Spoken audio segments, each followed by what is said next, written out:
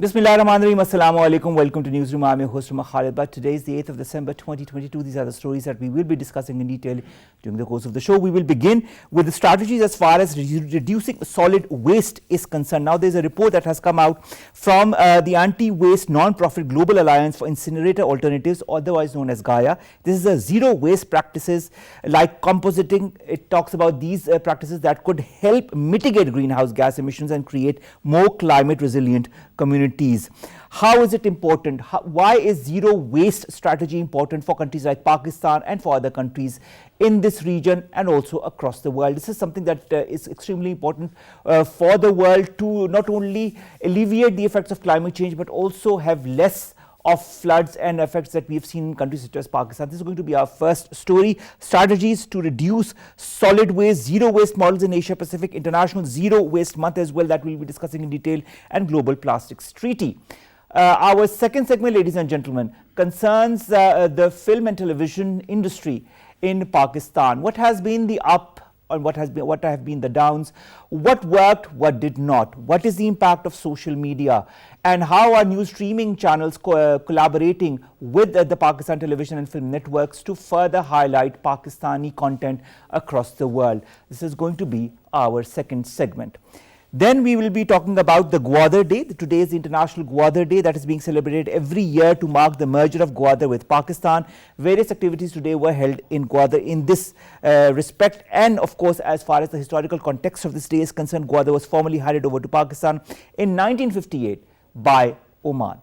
This is going to be our third story. Let's begin with our first segment, and that concerns strategies to reduce solid waste, whether it be zero waste models in Asia Pacific, whether it be Global Plastics Treaty, or whether it be other initiatives. It's extremely pertinent to do the needful to alleviate the effects of climate change. More in the following report. Production and consumption in the world are outpacing the renewal capacity of natural resources and capability of local governments in managing their waste. Pakistan has pristine landmass, but the country is being smothered by solid waste due to a lack of public awareness and poor waste management. Plastics swamp the Arabian Sea coastline, where the sewers of the sprawling port city of Karachi spew its waste. Asian Development Bank latest reform roadmap revealed that Pakistan generates 30 million metric tons of municipal solid waste yearly. International Trade Administration estimates that Karachi, Pakistan's largest city, generates more than 16,500 tons of municipal waste daily. According to United Nations, single-use plastic bags kill up to 1 million birds, hundreds of thousands of marine mammals and turtles, along with countless fish each year. The solid waste management in Pakistan continues to be an issue of grave concern, and heaps of garbage and trash in different parts of major cities portray a dismal picture. The underlying causes of deteriorating waste management crisis in Pakistan are the employment of lack innovative techniques by Department of Waste Management, the sluggish response of local government system, obsolete infrastructure, and dearth of public awareness. Recycling is among the most effective means through which solid waste can be reduced and natural resources can be conserved by reusing materials and putting them back into productive use. A variety of new waste water treatment technologies such as membrane filtration systems, automatic variable filtration, advanced oxidation processes, and UV irradiation have been proposed, tested, and applied in contemporary world to meet solid waste treatment requirements. Environmental awareness programs should be formulated to disseminate information about proper waste disposal practices. Now, to talk about this very important issue, we've been joined by Froilan Grate. He's a coordinator for Asia Pacific Global Alliance for Incinerator Alternatives, otherwise known as GAIA, for the Asia Pacific region. Froilan, thank you very much to have joined us and to have, of course, contributed not only to alleviate the effects of climate change, but also work towards an environment, a world, a region where there could be less and less of solid waste. My first question concerns this zero waste work in Asia Pacific that your organization and others are doing, especially for poorer countries in the region. How is it working? What has been the reaction like? Hello, Omar. Good evening to you and to your audience. Thank you for having me on the show today to talk about this very important topic, especially for us working on this issue. To your question, most definitely. In fact, zero waste is the only thing that makes sense. With zero waste, we get to avoid the costly mistakes of developed countries when it comes to waste, where the focus was on managing it looking at it only at the end of life cycle of the materials, thus coming up with false solutions like incineration and landfilling all materials, even the high value ones. For context, for our context, zero waste is the best approach. With limited funding, I think that's true for many poor countries in Asia, we can't afford and shouldn't invest in technologies that burn valuable and finite resources. Zero waste is cost efficient and it's much cheaper than any other end of pipe solutions. In the context of the climate crisis, zero waste represents one clear strategy that would reduce our emissions significantly, both from avoiding emissions from burning plastic, which comes from fossil fuels, and preventing methane from landfills. And second, from avoiding emissions from reduced demand for virgin materials and extraction of fossil fuels. And lastly, from a social justice perspective, zero waste is a superior solution. It creates more jobs than incineration and landfilling. It respects and acknowledges contribution of the waste pickers and waste workers and other informal sectors involved in this. And lastly, it empowers communities. So yes, it is possible, it can work, and in fact, it not only can work, we've seen this work in many places in Asia. So we are not only talking about a dream here, but talking about a solution that actually is happening in many places in our part of the world. All right, Froilan, also, I think the contribution from every single person, whether it be in the public sector or the private sector, even people like myself, is important. How can we contribute? How can we help to make zero waste happen? Thank you. I think that's a perfect question for all of us. No, number one, we have to let people know that there is a better solution. For many of us, the default solution has been to collect it and send it away. But the reality is that there is no way, no, and there is a better solution, and that's zero waste. Second, we have to let everyone know that zero waste is not only a dream, as mentioned a while ago, it is already happening in many places in Asia. No, we have to engage with all the stakeholders, our governments, the producers and the industry, the academe, the informal sector, and our communities, because we all have to work on this together. We have a network of experts and community practitioners all over Asia who are ready to help and engage in this. If you're interested, know that there are support system for us to implement this. We have the resources and the materials to help individuals and groups implement zero waste in their communities. And most importantly, again, we have actual models and stories that can inspire us and where we can learn from. So we should let people know and inspire them and show examples where it's been proven to work. And hopefully this would make people implement zero waste in their communities. All right, now speaking of communities, speaking of organizations and countries, let's come to Pakistan and let's talk about the Pakistan model. New policy on solid waste management has been implemented of late in Pakistan. How should, in your point of view, we as people of Pakistan, along with the private sector, along with other organizations, along with the government of Pakistan, work together?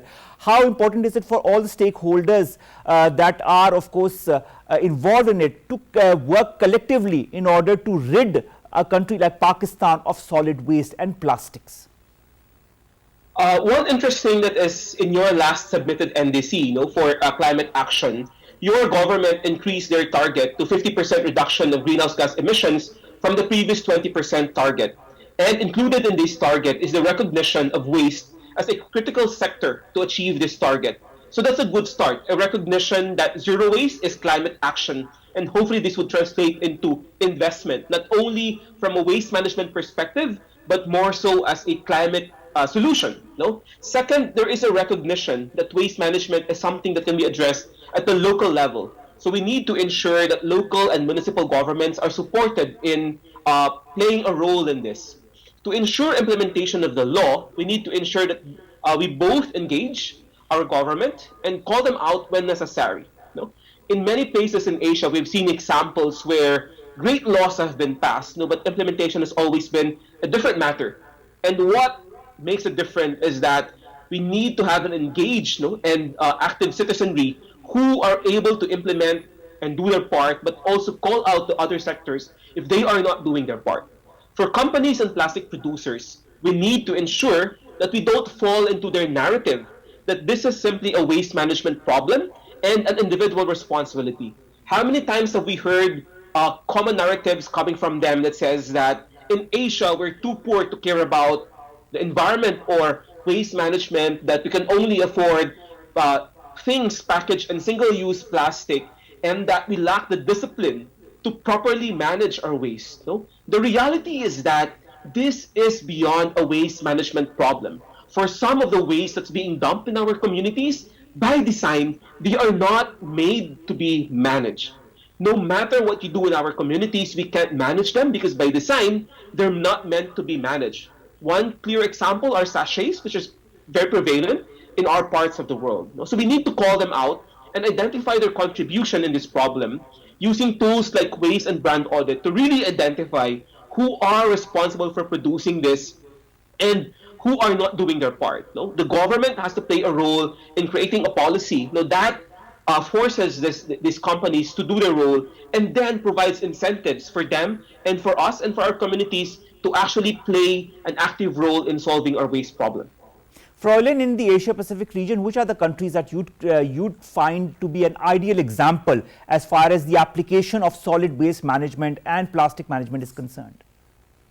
There are several stories, and I'd like to invite everyone to check out our website, no-burn.org, because we have documented many of these stories. But just to highlight a few, for organics management, India, many cities in India, Kerala, the state of Kerala, and other places have been a leader in this, also in including and integrating waste pickers in their waste management programs, like in the cities of Pune or Bangalore. In Southeast Asia, we have in the Philippines cities like San Fernando that has achieved 80% waste diversion, meaning they were able to manage to compost all the organics and they were able to recycle all the recyclables, and they're only left with the problematic waste stream, which is what we call the residuals and the special and hazardous waste, which is beyond, again, the capacities of these cities to manage. But 80% waste diversion is the highest in the Philippines and Asia and probably in the world. So it can be done. There are cities in Indonesia, Vietnam, communities in Bali, 25 other cities in the Philippines, in Vietnam, and Malaysia. So this has been happening. And right now we're working with our members in Pakistan and the public there to identify if there are already existing even small-scale models in Pakistan, and if not, if a community is interested, would be very much happy to work with those organizations interested to implement this in Pakistan. Froilan, in Pakistan and in other countries in this region, we use a lot of plastic, whether it be for household goods or whenever we go to the supermarket. Most of the, we carry all of our groceries in plastic bags. How can we take the necessary measures in order to reduce or completely stop the use of plastic? Whose responsibility does it become?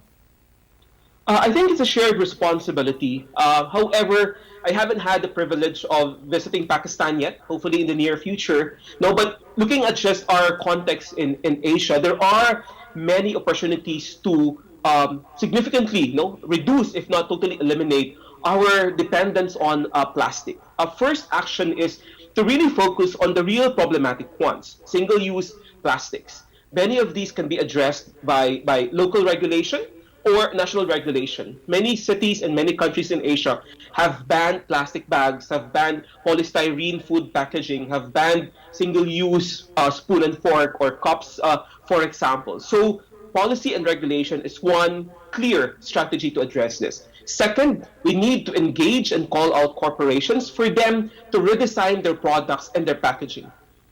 In our parts, in Southeast Asia, we have seen delivery systems that are able to deliver on these products without the accompanying plastic pollution. So that is possible.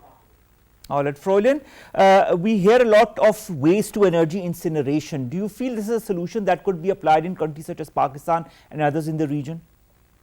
For Pakistan, for the Philippines, even for the US or any other country, incineration is not a solution. Number one, it's so expensive. If it's not expensive, you should be concerned because it means that they are skimping on pollution control measures.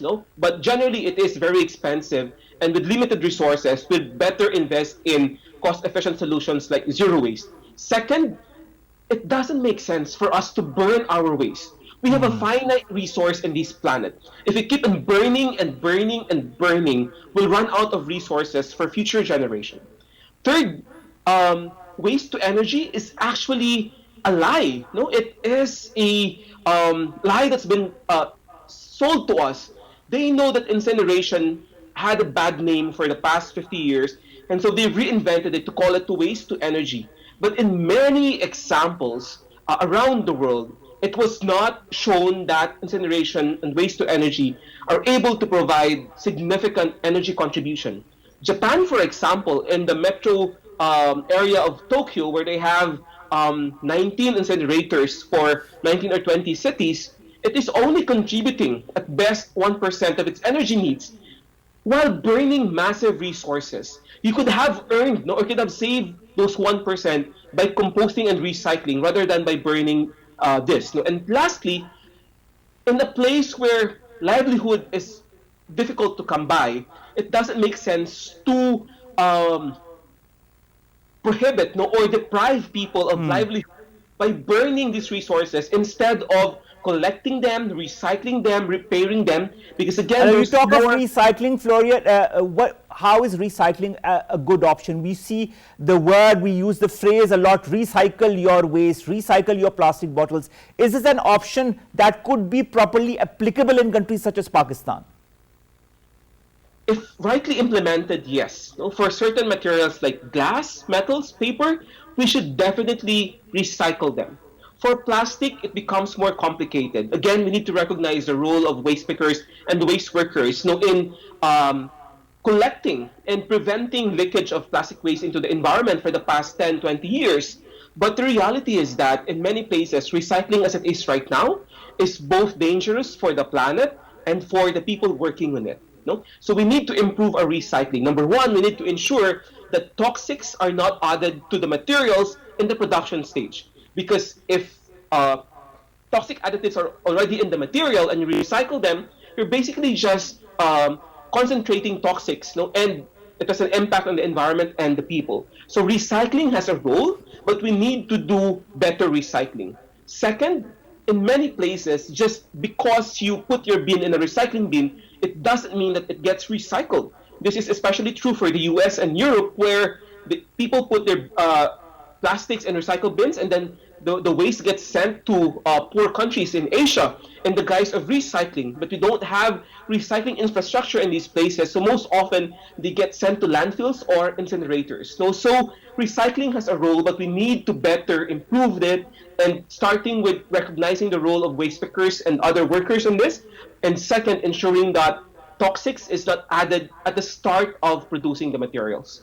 All right, finally, Froilan, I'd like to understand two aspects. First, the Global Plastics Treaty and the application of this treaty across the world. And secondly, the International Zero Waste Month that is happening next year. How do you want to accomplish all that you are doing, you and other organizations, in order to reduce as much of solid waste as possible by then? These are two parts of the question. Thank you so much. The Global Plastics Treaty presents a great opportunity for us. However, we have to be engaged and be aware of the pitfalls or the challenges of this. No, we need to avoid the mistakes of the Paris Agreement, where contributions are voluntary. No, there's no clear mechanism. For the Plastics Treaty, we need to ensure that we focus on what's most important, which is to reduce plastic production. No, that should be very clear, and it should be voluntary. There should be clear targets, because we can't afford for this to be something that national governments commit to voluntarily.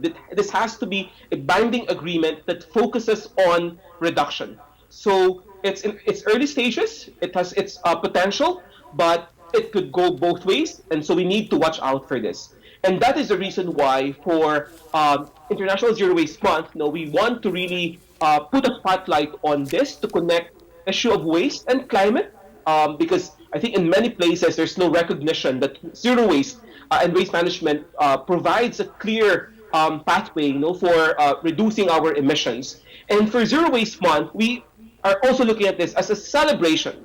More than 100 organizations around the world are already committed to participate in this by doing their own activities in their communities, in their cities, in their schools, to highlight that zero waste is already happening, that zero waste is really possible, and many groups are doing this to inspire places where this is not yet implemented to do their part. So zero waste is both a call to action, but also a celebration of the amazing work that's already happening. So if you are interested to learn about this, please visit our website, zerowaste.asia. This is where you could hear or see what activities are happening. And there's a conference, there's a film fest, there's a zero waste festival that's happening in the region and around the world where you could participate. And that could be a start for you in implementing zero waste in your community, in your city. Thank you so very much, Froilan, Grate, Coordinator for Asia Pacific Global Alliance for Incinerator Alternatives, otherwise known as GAIA, for the Asia Pacific region, to have joined us all the way from the Philippines and to talk about very, very important topics that concern us, because Pakistan is impacted by climate change, and we need to do, also other countries in the region need to do the needful so that we are less and less impacted by the effects of climate change. Although the floods that happened are because of the carbon emission, but of course there are other issues that contribute to climate change as well, and that includes waste. And so we need to manage the waste properly. So thank you very much to have given all the input that you could in this short amount of time as far as what needs to be done as far as waste management is concerned. Thank you so very much to have joined us. Let's come to our second segment, ladies and gentlemen, and that is from the television and media and film industry in Pakistan. A lot has happened in Pakistan this year, especially when it comes to films. We've had a big blockbuster like Maula Jat, The Legend of Maula Jat, that has crossed 200 crores across the world and is moving still fast. Just from Pakistan, it has gained around 90 crores or so. Also, we've had a critically acclaimed film, Joyland, that has come, that received accolades at the Cannes Film Festival and at other international film festivals as well, and might be a favorite from the Pakistani side for the Oscars as well for the year 2023. As far as television is concerned, a lot has happened, a lot of blockbusters from the private sector, from our Pakistan television as well. Streaming networks have also contributed a lot, whether it be Netflix, Amazon. We've got a lot of Pakistani content there, but not enough. What should be done to further collaborate with such giants such as Netflix and Amazon to create original content for those networks along with the Pakistani channels or the Pakistani networks? Talk about that. Social media and entertainment. Is social media becoming more important? Is a video that comes on TikTok also garners more money for a boy or a girl rather than an actor who takes 6 months or a year of his life or even more to learn the craft of acting and then take part in a serial, but does not get enough? To talk about all of that and more, we've been joined by Omair Alavi, who comes all the way from Karachi here to Islamabad. He's an entertainment journalist and a good friend. Omair, thank you very much to have joined us. Omair, let's begin with the films. Maula Jat.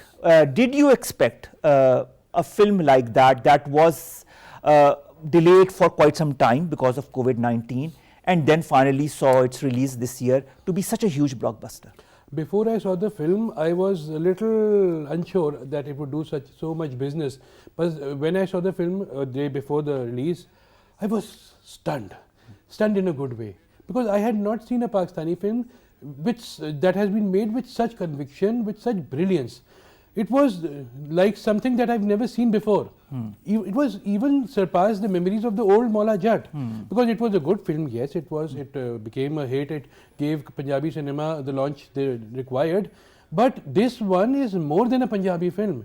It's a Pakistani film that has transcended borders, that has made everyone fall in love with it. I've seen it 3 times. I can watch it the 4th time as well, because it has everything that you want from a film. It is the first film to be made as Hollywood, not as a Pakistani film or as a film from across the border, but as something that Hollywood would produce. From the very first scene when Babar Ali appears and fights off the villains, it captivates the audience till the last frame when his own son comes in and does the same thing. All right, now we can talk on and on for just Maula Jat, but the fact remains that we have lots to discuss. Joyland, another film that has become a film circuit favorite. It got the accolades at the Cannes Film Festival in France. Then it got accolades at a lot of other international film festivals. Supposed to be a favorite from the Pakistani side for the Oscar submission for the year 2023. Have these 2 films changed the way people look at Pakistani cinema? Yes, they have. because people in the across the world believe that Pakistan makes more rom-coms than action films or societal films that people will go and watch, that have no song, that have no fight sequences, that have drama in it, that have romance, less romance, more drama. So Joyland has helped us in that regard. But as far as Mollajet is concerned, it has everything. It has fight, it has action, it has romance, it has everything that you need in a film. If you make a checklist and then go and watch Mollajet, exactly. But have our tastes been changed because of Mollajet? The next film that we are going to watch, are we going to have Mollajet on the back of our mind whenever we watch it? And has that film raised our standards as far as Pakistani filmmaking is concerned? I tweeted after watching Mollajet that Pakistan cinema industry can be divided into two parts: before Mollajet, after Mollajet, and that's exactly what happened. Now we are not going to spend our hard-earned money on films that we don't think would give us the kind of entertainment that we're looking for. Bilal Ashari knew what the audience wanted. And he gave them exactly that, and more. Even when the audience did not know what they wanted. And he gave them a perfect film that doesn't have a black frame in between scenes, that doesn't have cheap graphics, that doesn't have fight sequences that are unrealistic, that doesn't have dialogues that don't have any weight. It has everything that would qualify it for the 200 crores. And plus, and it's counting, still counting. It will be crossing 100 crores. In Pakistan, yes. Yes, the first film to ever cross 100 crores in Pakistan. The last film that did had crossed 70 and we were very happy about it. But now that we have 200 crores worldwide, it's going to set a benchmark for all the future filmmakers, the big filmmakers in Pakistan. It will set a benchmark, but it will be hard to match. All right. Because right now, the kind of films that we are making, except for films like Money Back Guarantee that will also have Fawad, or a couple of other films, I don't see anything that can match or even stand in the shadow of Mollajet. Bilal Ashari came, he studied filmmaking. We've got a lot of new filmmakers that have studied from NCA, from other organizations, national and international. The government has set up a binding film finance fund at a cost of 1 billion per annum and introduced a medical insurance policy for artists in addition to major tax exemptions in the budget 2022-23. Is it going to help all those budding filmmakers who want to do something, who have seen films like Mollajet or others and want to, make a name for themselves and for Pakistan? For the last 20 years, we've been trying to revive the film industry. And it has taken 20 years, then it means that we're not on the right track. We are still in the process of either revival or survival. We should not be in that phase. We should be in the Mollajet phase, where we can make a film that we want, that we know that audience will want to see, and then show it to the public. And they will decide it. But what we are doing is that we are making films that are that look like mostly films from across the border, instead of the other side of the border, like Iran, where they make meaningful films, but we don't make such films. And why is that? Are we too afraid to take risks? No, the problem is that the biggest issue is the box office. All right. Until and unless the film recovers 3 times the amount, it doesn't become a blockbuster or a hit. And in Pakistan, a ticket is between 750 rupees to 1250 or 1500. And in one cinema in Lahore, I just saw it, the ticket was priced over 2000 rupees because of the ambience and everything all. But the problem is that we need more cinemas, single screen cinemas, where the ticket is 500, 400, 300, because until and unless the people, middle class people go and watch a film in the cinema, it's not going to revive, because they have Netflix in their mobiles, which is hardly 750 to 1000 per month.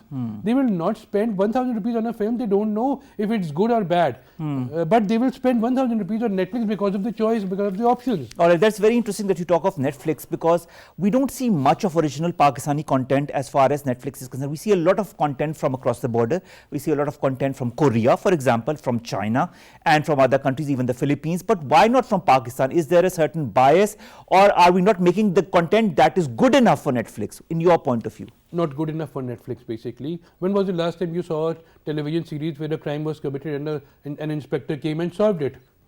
I don't remember. Maybe in 1985 when Firdaus Jamal played Danish, I guess, or in Dhua. That's it. When was the last time we saw there was a TV show that impacted the audience's mind? Alphabet Charlie was the last one, I think, 20 years back, 25 years back. We are not making stuff that is path breaking or trending. We are making drama serials that are serials basically. A young girl, a young boy, poor, rich, angry, not angry, happy, and that's the only kind of stories that we have. Yes, we have made some very good dramas. There came a drama about the girl who was stabbed in Lahore, and we made a drama on that. We made some very good dramas like Ahdhe Wafa, which was like something like Sunairuddin and Alphabet Charlie, but there are very few in numbers. We need more dramas. We need diverse subjects, dramas on diverse subjects. We don't go for diversity. We go for something that has happened, is a hit, let's follow it. But you know, Omair, there's one thing that is called TRP on which all the major networks work. Do you feel that is also what drives the networks to produce content, whether it will work with the audience that watches it or not? If we give them good things, TRP won't matter.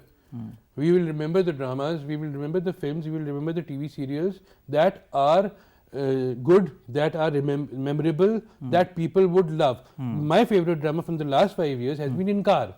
Inkar was 21 episode drama series.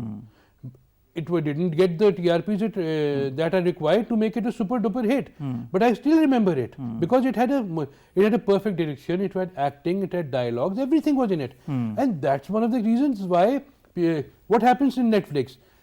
Most of us don't like the film that is on #1 trending in Pakistan, but we like stuff that is not trending in Pakistan, that is somewhere not in the top 10 list even, but we go and we watch them and we like it, and then we discuss it, and then others go and watch it. There's a lot of diversity, and that is what you're saying we need in Pakistan as well, as far as the networks and their content is. Well, do you feel a lot of excess of one kind of content on the major television networks, and do you feel that trend changes with every passing year when something becomes a huge hit and then everybody follows that? Exactly, that's what's happening. When we had just PTV, we had all kinds of dramas.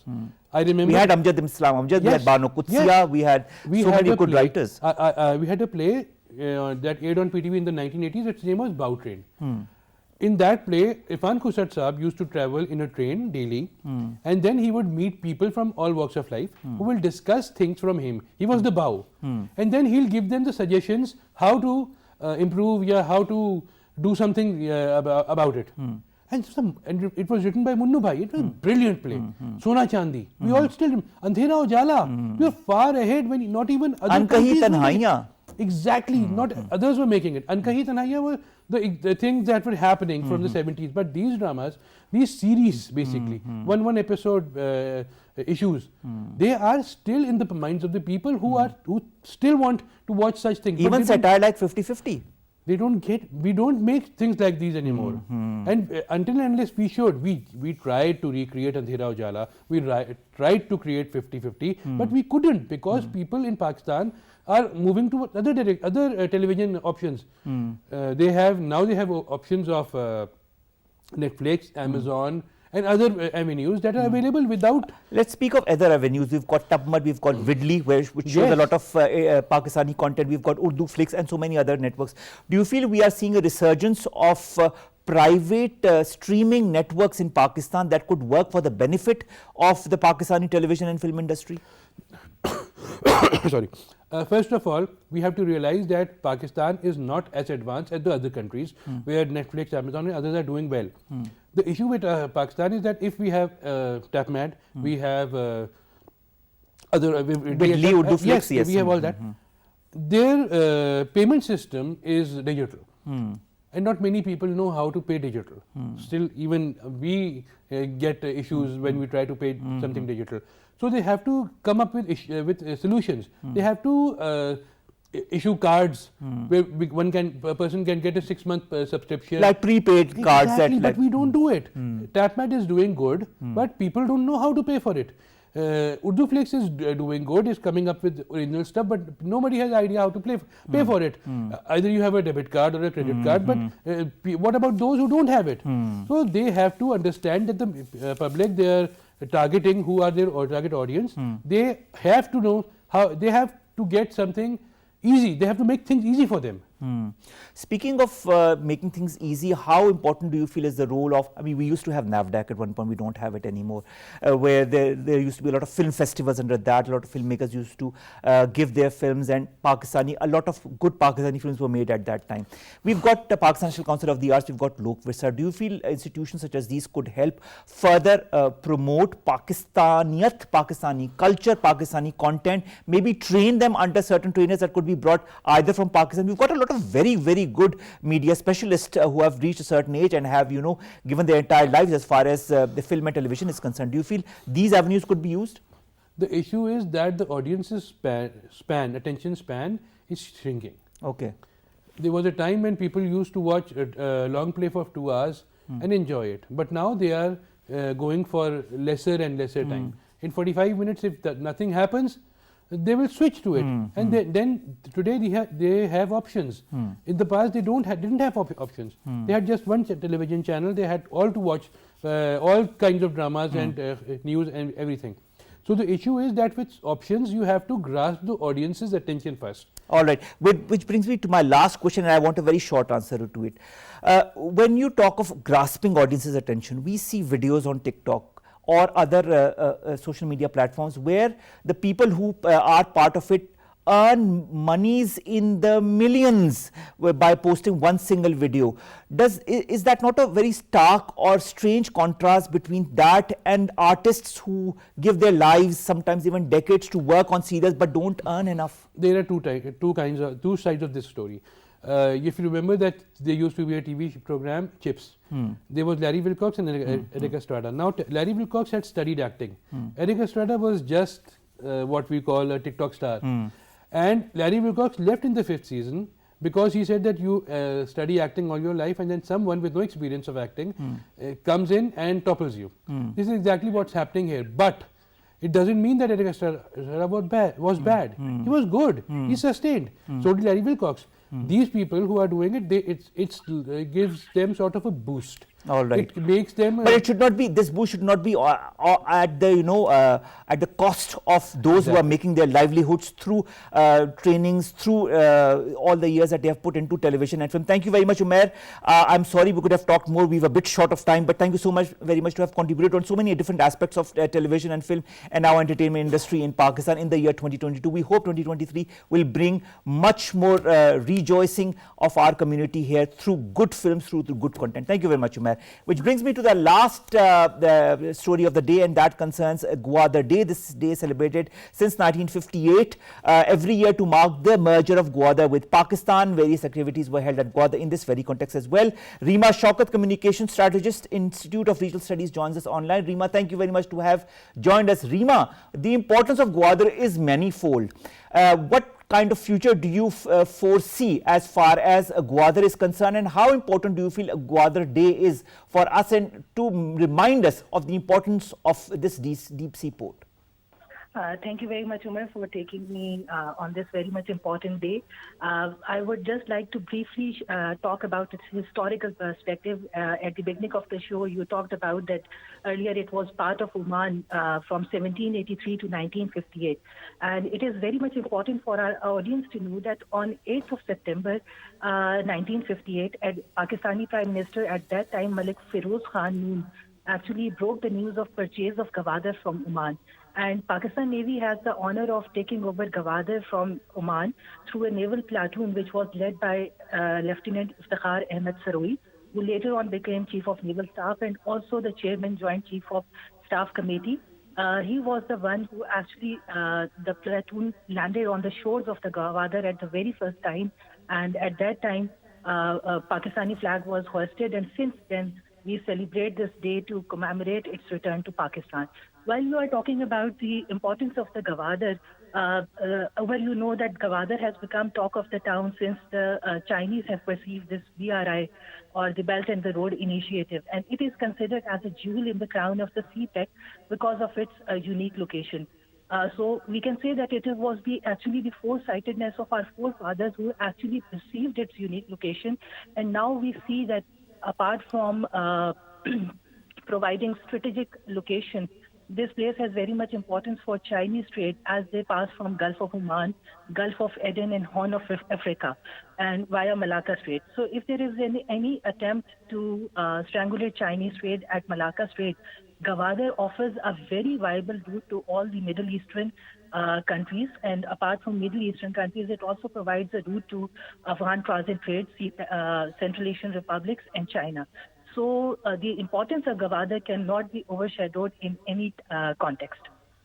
All right, but what kind of future, in your point of view, understanding GWADAR, its importance not only for Pakistan but for the region, do you see as far as the further improvement of the GWADAR port is concerned? Of course, you talked about the BRI and how important the GWADAR port is for the BRI and the CPEC as well. But do you feel other countries are also going to take advantage of the GWADAR port in a good way that would also benefit Pakistan? Definitely, because in the recent context, you are hearing of U.S. Indo-Pacific strategy, which is actually to impede Chinese political, economic, or the military influence worldwide. We are hearing of certain new arrangements or the alliances like Quad, AUKUS, and I2U2. And in this regard, GWADAR offers a very much viable or a favorable location for all the transit trade. So the positioning of the GWADAR is actually is of main interest to the world at large and regional countries in particular. And if the GWADAR port becomes operational, it is in very much close proximity of Oman, UAE, Iran, Bahrain, Saudi Arabia, Iran. So these countries are also going to benefit from the development of GWADAR port. All right, thank you very much, Reema Shaukat, Communication Strategist, Institute of Regional Studies, to have joined us, to have talked to us about the importance of GWADAR and the importance of GWADAR as a port itself, not only for Pakistan but for the entire region. It could bring prosperity to Pakistan, which inshallah it will as soon as it becomes operational, and also it is going to have a profound effect on the relationship that Pakistan has with other countries in the region, including China, including the other Middle Eastern countries that could also use the GWADAR port in the future. With that, ladies and gentlemen, we come to an end of today's newsroom. We'll see you inshallah tomorrow with news story segments that pertain to us, you and Pakistan. Stay tuned, stay safe. Allah Hafiz.